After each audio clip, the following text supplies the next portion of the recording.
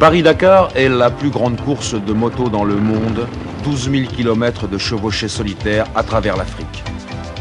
L'Algérie, le Niger, le Mali, la Mauritanie, le Sénégal et l'amitié des peuples pour tout viatique à travers ces paysages somptueux mais combien hostiles aux mécaniques de nos temps modernes. L'aventure est là dans ce Hogar qui fascine le motard, dans ce Ténéré qui l'étreint, cette ergue qui le broie, ce rocher qui détruit, ce sable qui ronge le seul lien qui le rattache à la vie, sa moto.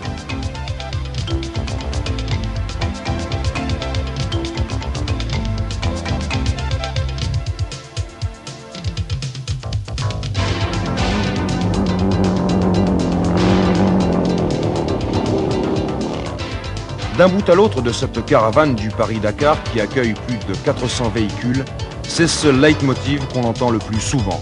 Pour les motards, c'est dingue.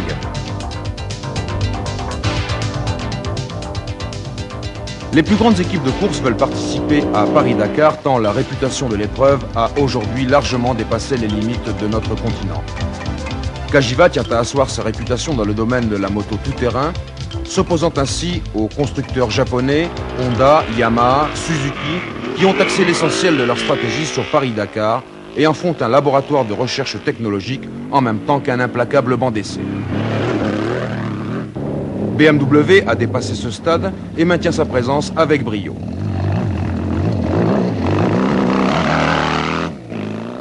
En assurant son appui à Honda, Cagiva, BMW et Écureuil, Elf continue de démontrer la réputation de fiabilité de ses produits dans les conditions extrêmes de la course.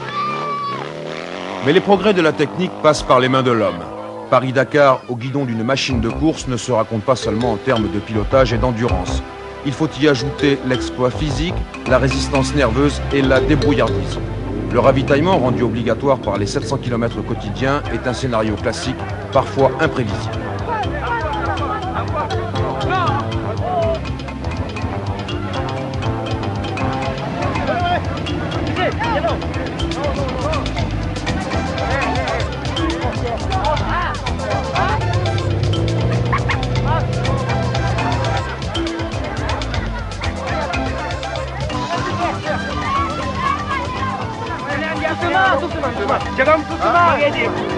À ce jeu, Cyril Neveu est le plus rusé.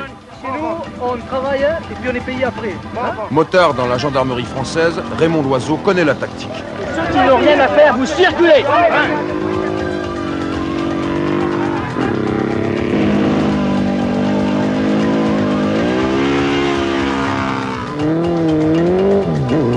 Chez BMW, le chef de file est le Belge Gaston Raillet. Avec le soutien de Marlboro, il a repris à son compte l'équipe BMW, persuadé que la grosse bicylindre a encore des ressources pour s'exprimer sur le terrain de Paris-Dakar. Ancien champion du monde de motocross, Raillet a gagné 2 fois à Dakar. Il est l'homme des situations difficiles, plutôt calme en terrain neutre, habile et accrocheur dès qu'il faut piloter à la dure.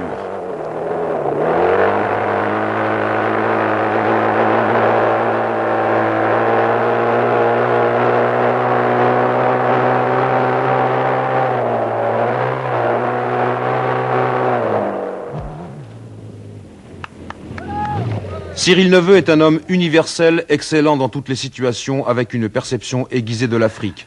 Dans la légende du Dakar, il est le plus titré avec 4 victoires. Si, je sais pas, on est descendu trop bas, mais il y a plein de bagnoles de... Et alors, on gagne pas la spéciale quand je suis là, qu'est-ce que c'est que ce travail? Hai avuto dei problemi, Andrea? Hai avuto dei problemi? Sì, ho sbagliato strada lì. T'as vu l'allée? Il est en road à 8 km d'ici. L'allée? Mais elle est trop vite le parcours. Toujours au maximum pour 300 km comme ça. Il faut voir beaucoup plus de chevaux. Si tu veux, le problème, c'est que toute la spéciale, c'est à fond tout le temps, tu vois. Donc nous, moi, je roule à 130, hein. Je roule à 170.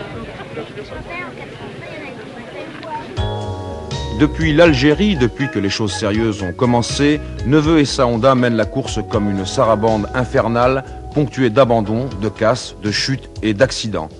À Agadez, c'est-à-dire à mi-chemin entre Paris et Dakar, chaque équipe a 24 heures pour penser ses blessures, faire ses comptes et réorganiser son intendance. Je suis 3 ou 4 au général. Tout dépendra du gars qui est arrivé derrière moi, combien est-ce qu'il a 80, je sais pas combien là. Agadez, c'est aussi le paradis de la technique improvisée où chaque mécanicien se situe quelque part entre le maréchal ferrant et l'électronicien. Bricolé, bricolé, il en restera toujours quelque chose. Ah bah tu vois Christian, on a bien fait de mettre un bimousse aujourd'hui. Dans le pneu. Oh le bol. Piquant, hein.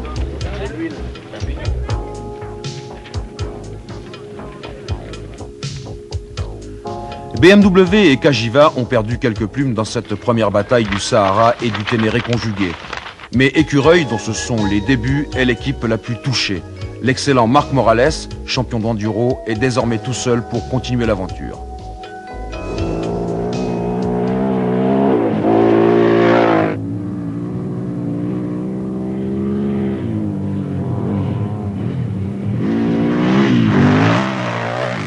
Le Niger, Niamey, la brousse, dernier rempart, dernier repos avant d'affronter de nouveau le désert dans le Mali et la Mauritanie.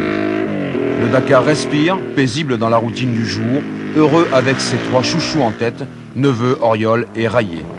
Mais ce n'est qu'apparence, car entre ces trois-là, l'affrontement est inéluctable et la soif de vaincre irrésistible. Entre Rayé le technicien et Neveu le pragmatique, Hubert Auriol est l'archétype du champion. Hubert, l'Africain.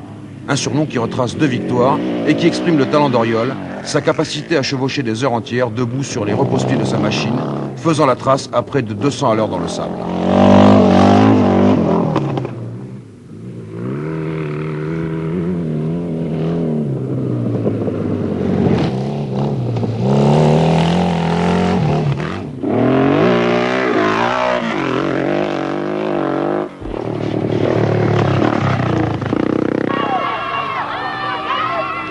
Tombouctou, la mystérieuse, dernier refuge, dernier brin de toilette, dernière oasis avant 4 jours de désert mauritanien.